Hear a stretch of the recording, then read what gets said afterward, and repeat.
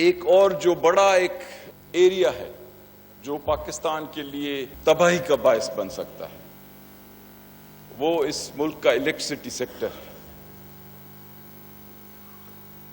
اور مسلسل اس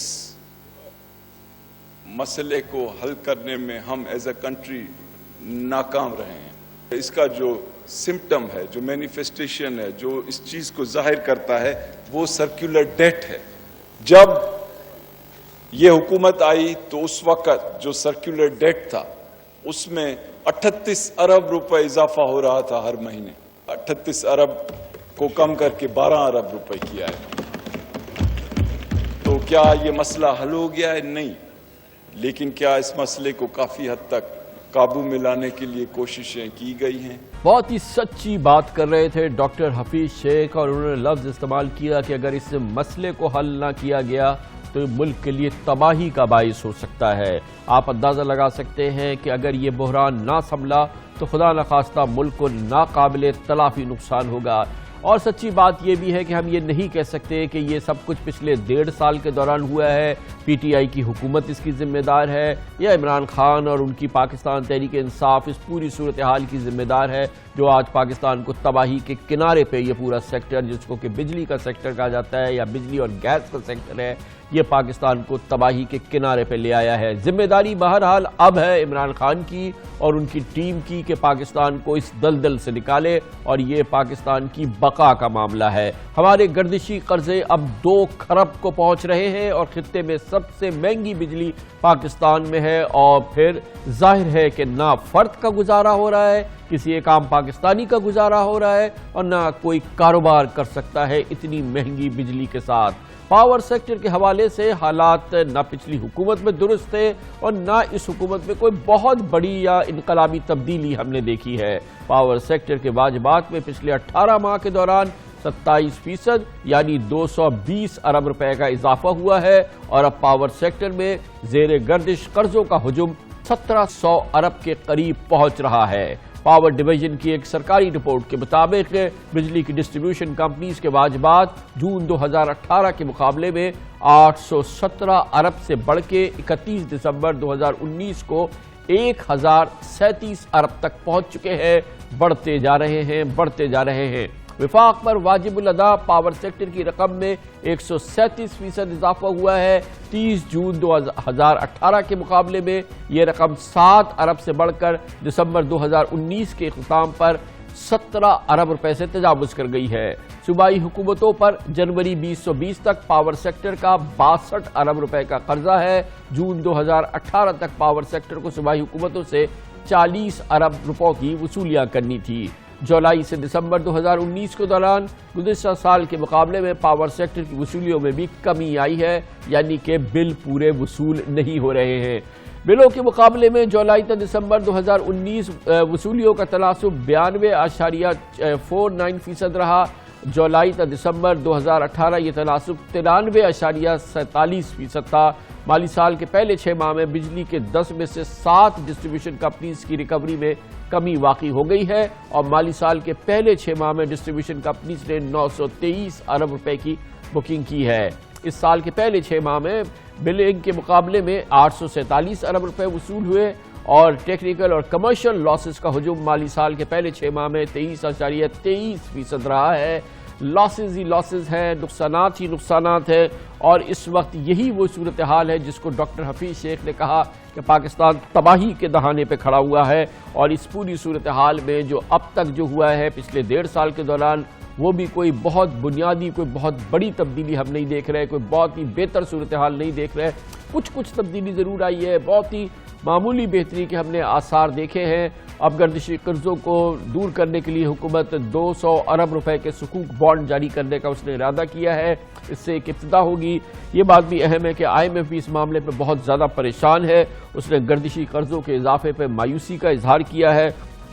اس کے علاوہ یہ بھی بہت اہم بات ہے کہ قرضے پورے نہیں ہو رہے، مگر پاکستان میں بجلی مہنگی ترین سطح پہ پہنچ چکی ہے۔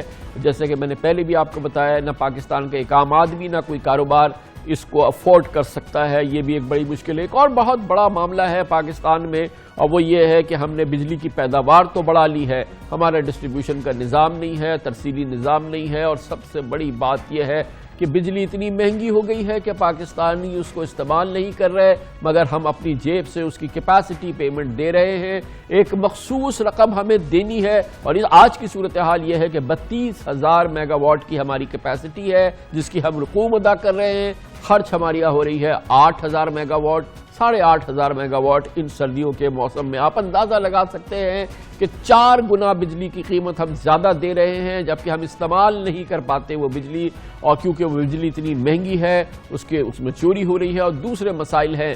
جو لوگ بجلی کا بل نہیں دیتے، جو وصولیاں ہیں، جو کہ مہنگائی ہے، جو تمام معاملات ہیں، وہ ان کسٹمر سے وصول کیا جاتا ہے، میرے اور آپ کے ذریعے، جو کہ بلز دیتے ہیں، اور یہ صورتحال ایک اندھی گلی میں پاکستان کو پہنچا چکی ہے۔ بقول ڈاکٹر حفیظ شیخ کے ہم تباہی کے دہانے پہ پہنچ چکے ہیں۔ اس پوری صورتحال میں جو کیفیت ہے اس پر ہم بات کرتے ہیں ایک بار پھر۔ یہ ایک بہت ہی نازک معاملہ ہے پاکستان کی معیشت کا۔ آج ہم نے اس سلسلے میں دعوت دی ہے انرجی امور کے اسپیشلسٹ ہیں جناب نجم فاروقی، وہ اس سے پہلے ڈائریکٹر بھی رہ چکے ہیں ہپکو میں۔ بہت بہت شکریہ نجم فاروقی صاحب، آپ کا بڑا ایکسپیرینس ہے اس پورے معاملے میں۔ سمجھانے کی کوشش کیجئے کہ آج ہم جس جگہ پہ کھڑے ہیں، جس کا میں نے تھوڑا سا بھی آپ کے سامنے اور اپنے ناظرین کے سامنے ریفلیکشن بھی دیا ہے، کیا اس سے نکلا جا سکتا ہے؟ شکریہ خان صاحب۔ یہ جو بات آج حفیظ شیخ صاحب نے کی ہے وہ بالکل صحیح ہے۔ آئی تھنک کہ ہمارا ملک اس چیز کو اور برداشت نہیں کر سکتا، کیونکہ ہماری اکانومی جو ہے وہ اس وقت سب سے بڑا اس کے اندر فیکٹر جو اس کو نیچے لے کے جا رہا ہے وہ یہ انرجی سیکٹر ہے۔ جیسے آپ نے کہا کہ اس وقت ہماری جنریشن کیپیسٹی جو ہے وہ زیادہ ہے، اور ہماری کنزمپشن جو ہے وہ کم ہے، اور جو کنزمپشن ہے صاحب ہم جب زیادہ کہتے ہیں اس کے بھی بل وصول نہیں ہو رہا ہے۔ جی اچھا، اور جب ہم زیادہ کہتے ہیں جو ہماری جنریشن زیادہ ہے تو اس سے پتہ نہیں عام آدمی کو احساس نہیں ہوگا کہ ہماری جنریشن جو ہے وہ 4 گنا زیادہ ہے جتنا ہم استعمال کر رہے ہیں اس سے۔ نہیں، ایسی بات تو نہیں ہے، کیونکہ ہماری اس وقت ریکوائرمنٹ جو ہے وہ قریباً یہ سردیوں کے موسم میں کم ہو جاتی ہے۔ جی 8,000 میگا واٹ کے قریب ہے ایوریج، اور ہماری کیپیسٹی پیمنٹ 32,000 میگا واٹ کی ہے۔ جی میرے خیال میں آپ صحیح کہہ رہے ہیں، مگر ایکچوئل پروڈکشن جو ہو سکتی ہے وہ 32,000 نہیں ہوتی، کیونکہ اس کے اندر ہائیڈل کے بھی شامل ہو جاتے ہیں۔ تو آئی وڈ سے کہ ڈبل کیپیسٹی آپ کہہ سکتے ہیں، اس وقت ڈبل کیپیسٹی ہے۔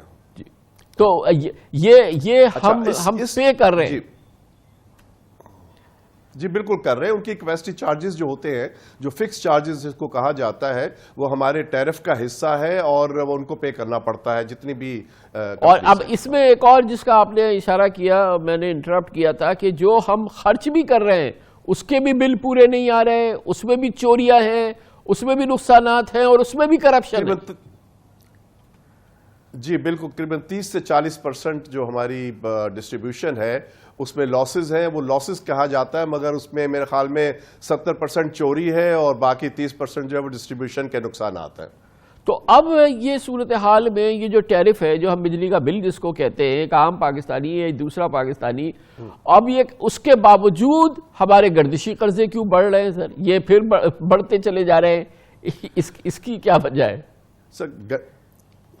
سر گردشی قرضے اس لیے بڑھ رہے ہیں کہ آپ نے پیمنٹ تو کرنی ہے، جو بجلی چاہے بنائیں یا نہ بنائیں، تو وہ اور جو وصولیاتی ہو رہی ہے، جو ریونیو آپ کو مل رہا ہے ڈسکوز کے ذریعے، وہ کم ہے، تو وہ جو ڈیفرنس ہے وہ بیسیکلی گردشی قرضے میں شامل ہو جاتا ہے۔